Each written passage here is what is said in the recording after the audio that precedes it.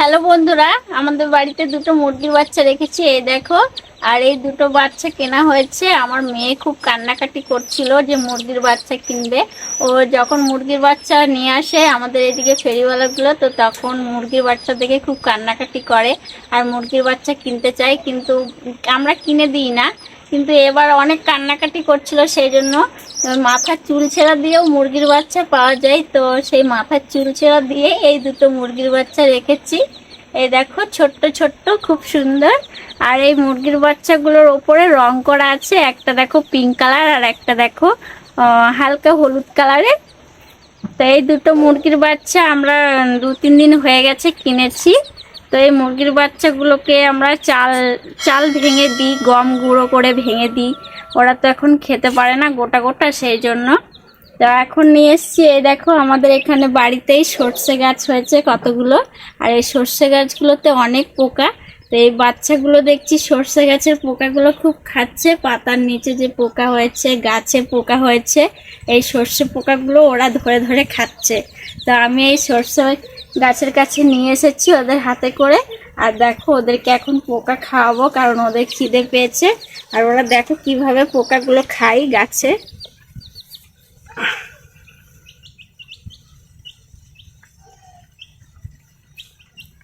আর ওদেরকে আমি ছেড়ে দিচ্ছি না, কারণ আমাদের এখানে পাশেই হাইড্রেন। আর বাচ্চাগুলোকে যদি ছেড়ে দিই আর একটু দৌড়ালে একদম পুরো হাইড্রেনে পড়ে যাবে। তো সেই জন্য আমি বাচ্চাগুলোকে হাতে ধরেই খাওয়াচ্ছি।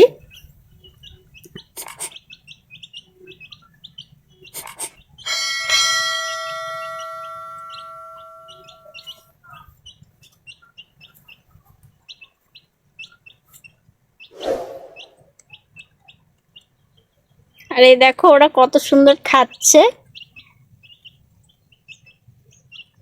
মানে সবসময় তো একই জিনিস খেতে ভালো লাগে না, সবারই তো একটু ভালো মন্দ খাওয়ার লাগে। তো ওরা তো মাছ মাংস তো খেতে পারবে না, সেই জন্য ওদেরকে নিয়ে এসেছি সর্ষে গাছের পোকা খাওয়াতে। সবসময় কি চাল ডাল খেলেই কি হয়, একটু শরীরে ভিটামিনও লাগে। তো সেই কারণে দেখো ওদেরকে সর্ষে গাছের পোকাগুলো খাওয়াতে নিয়েছি। আর দেখো ওরা কত সুন্দর খাচ্ছে। আর এই গাছে অনেক পোকা, ওদের পেট ভরে যাবে।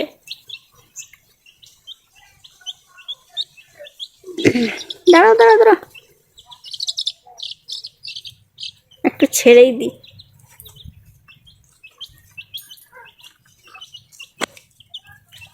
খা খা, অনেক পোকা দেখ।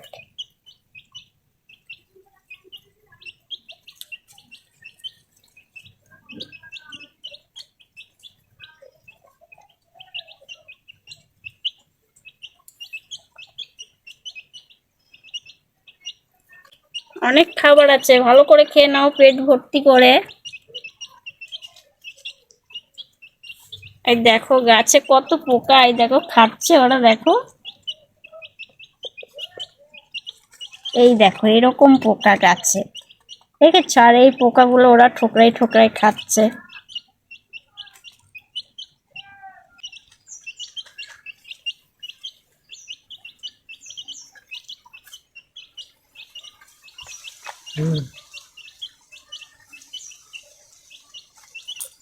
তো ওরা পোকা খাচ্ছে, পোকা খাক। তো আজকের ভিডিওটা এটা তোমাদের সাথে শেয়ার করলাম। তো চলো আজকের মতন টাটা, পরে তোমাদের সাথে আবার দেখা হবে।